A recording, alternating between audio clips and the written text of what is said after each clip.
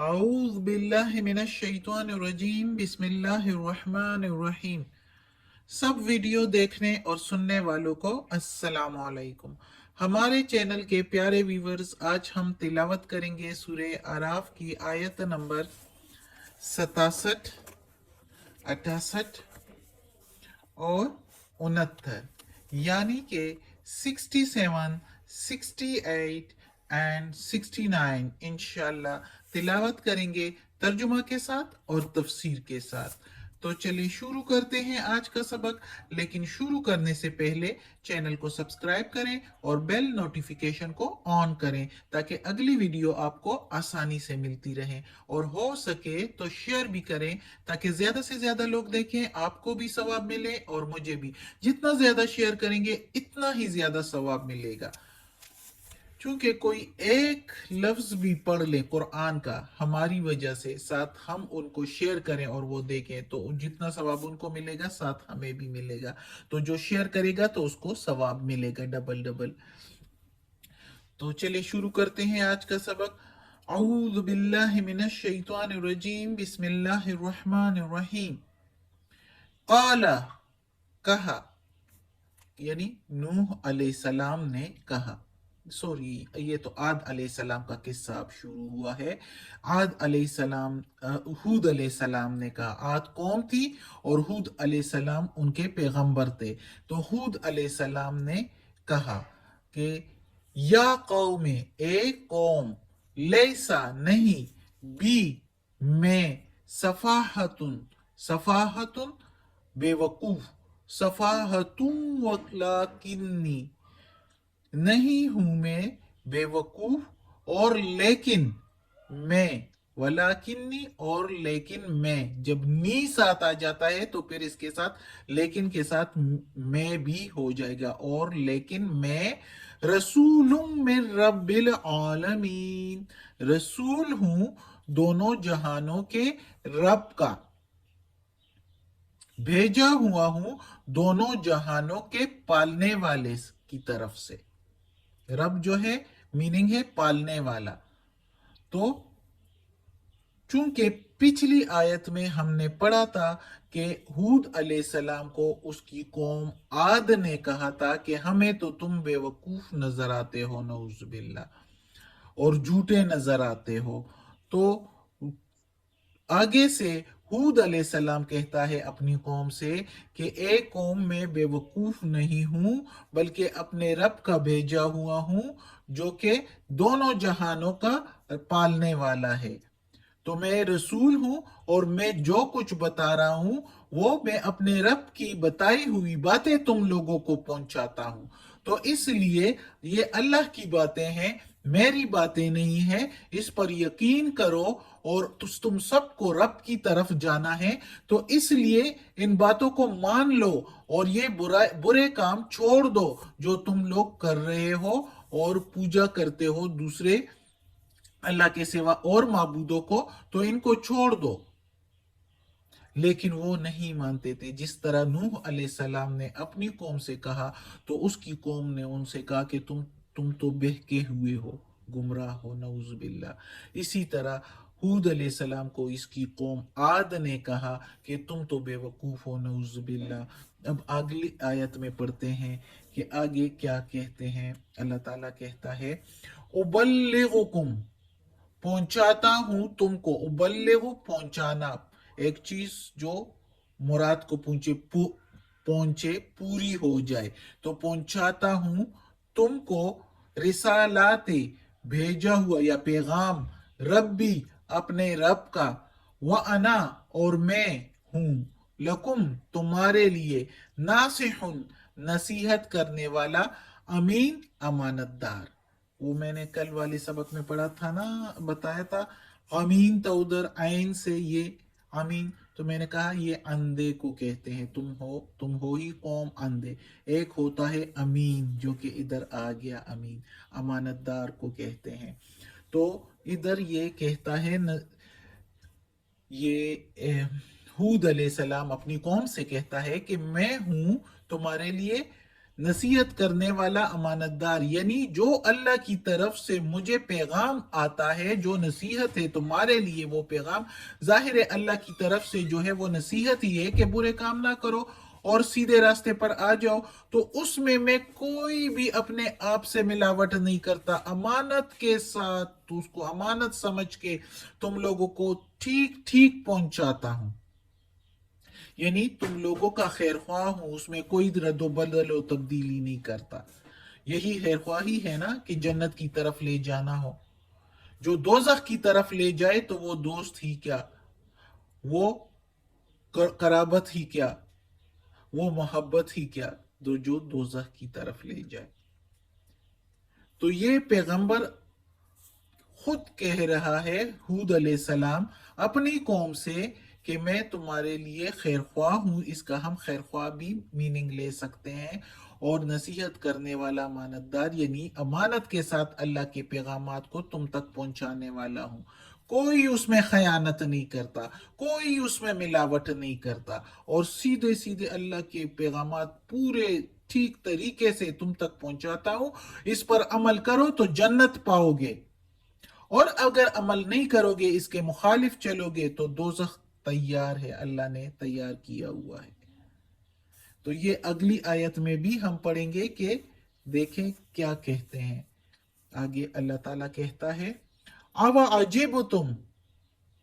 اب یہی پیغمبر کے الفاظ اللہ تعالیٰ کہہ رہا ہے کہ کیا اور تعجب ہے تم کو. جس طرح نوح علیہ السلام کے قصے میں ہم پڑھ رہے تھے، تو اسی طرح کی آیتیں یہ بھی ہے، تھوڑی سی چینجنگ ہے اس میں. تو اب عجیب تم، کیا اور تعجب، عجیب کا مطلب تعجب، اور تم کا میننگ تم ہے. کیا اور تعجب ہے تم کو، ان یہ کہ جاءکم آیا، لایا تمہارے پاس، ذکر نصیحت، ذکر من ربکم، نصیحت تمہارے رب کی طرف سے، من کے میننگ سے، علی اوپر، رجل ایک آدمی، رجل منکم ایک آدمی پر، تم میں سے، منکم تم میں سے، لینذرکم تاکہ ڈرائے تم کو، لی کے میننگ تاکہ، ینذر ڈرائے، کم کے میننگ تم. کیا اور تم کو تعجب ہے کہ لایا ہے نصیحت تمہارے رب کی طرف سے ایک آدمی کے اوپر، یعنی ایک آدمی لے کر آیا ہے تم میں سے، تاکہ وہ ڈرائے تم کو، یعنی دوزخ کے عذاب سے ڈرائے تم کو. وَاذْكُرُوا اور یاد کرو، اذ جب، جعلکم بنایا تم کو، خلفاء نائب یا سردار، من بعد قوم نوح، نوح کے قوم کے. اور یاد کرو جب بنایا تم کو، جعل بنایا، تم کو، خلفاء خلیفہ یا نائب یا سردار، من بعد قوم نوح، نوح کے قوم کے بعد سے اللہ تعالیٰ نے بنایا تم کو خلیفہ. وزادکم اور زیادہ کیا تم کو، فی الخلق بسطہ، زیادہ کیا تم کو بدن کے پھیلاؤ میں. خلق کے مطلب تو ویسے جو ہے وہ پیدائش بھی ہے، لیکن پیدا کرنا، اور بسطتا کے میننگ پھیلاؤ. تو پیدا کیا تم کو بدن کے پھیلاؤ میں، اس طرح ہم اس کی میننگ لیں گے. اور زیادہ کیا تم کو بدن کے پھیلاؤ میں. فَاذْكُرُوا پس یاد کرو، آلاء اللہ نعمت اللہ کی. اب آلاء کے میننگ نعمتوں کے بھی آتا ہے، احسان کے بھی آتا ہے، اللہ کے کرشمے بھی ہے، سارا کچھ جو اس دنیا میں اللہ نے ہم لوگوں کو فراہم کیا وہ سارے میں آتا ہے. تو ادھر ہم اس کے میننگ لیں گے، اور یاد کرو احسان اللہ کے، لعلکم تاکہ تم، تفلحون کامیاب ہو جاؤ، فلاح پالو. اب اس آیت میں اللہ تعالیٰ مزید قوم عاد کو پیغام دے رہا ہے اپنے پیغمبر کے ذریعے کہ دیکھو اللہ تعالیٰ نے کس طرح تم پر جو ہے نعمتیں جو ہے تم کو فراہم کی، تم پر احسان کیے کہ قوم نوح کے بعد تم کو خلیفہ بنایا، تم کو سرداری دی، تم کو اور مزید زور اور طاقت دیا، جسم کا پھیلاؤ دیا۔ جتنی جسامت زیادہ ہوگی، طاقت زیادہ ہوگی تو زندگی آسانی سے گزرتی ہے، صحت یابی ہو تو سب سے بڑی چیز صحت یابی ہوتی ہے، اور زور اور طاقت ہو تو پھر اس سے اور کام آسان ہو جاتے ہیں۔ تو اللہ تعالیٰ نے کہا کہ یہ سارا کچھ دنیا میں اتنی میں نے نعمتیں بھی دی ہے، اس کے ساتھ میں نے تمہیں جسمانی طاقت بھی دی ہے، پھر بھی تم جو ہے ان چیزوں کو یاد نہیں کرتے۔ ان کو یاد کرو کہ یہ اللہ نے دیے، اور تم اس چیز پر تعجب نہ کرو کہ ایک آدمی پر جو ہے کو ڈرانے کے لیے اللہ تعالیٰ نے بھیجا ہے، ایک آدمی کے ذریعے وہی اللہ تعالیٰ بھیج رہا ہے، پیغام اپنے بھیج رہا ہے، اس پر تعجب نہ کرو۔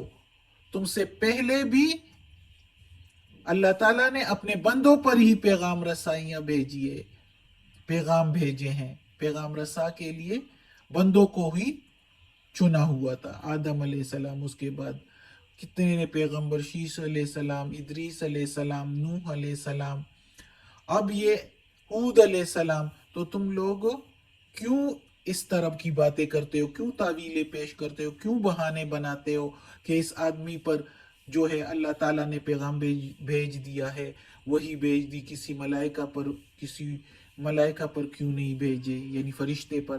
تو فرشتے آتے تو پھر انسان کی یہ بات ہوتی کہ وہ تو فرشتہ ہے، کر سکتا ہے، ہم تو انسان ہیں، ہم سے تو اتنے پابندی نہیں ہو سکتی، اتنے فرما بردار ہم نہیں ہو سکتے، پھر یہ بہانے ہوتے۔ تو اللہ نے انسانوں ہی میں پیغمبر بنا کے بھیجے تاکہ ڈر سنائے۔ خوشی کے لیے تو جنت ہے، خوشخبری سنانے کے لیے پیغمبر جنت کی خوشخبریاں سنا کے تو انسان خوش ہو جاتا ہے۔ جنت حاصل کرنے کے لیے تو اچھے کام کرتا ہے، اللہ تعالیٰ کی احکامات کی پابندی کرتا ہے، تو چلو خوش ہو کے تو جنت تو حاصل کر لیتا ہے نا۔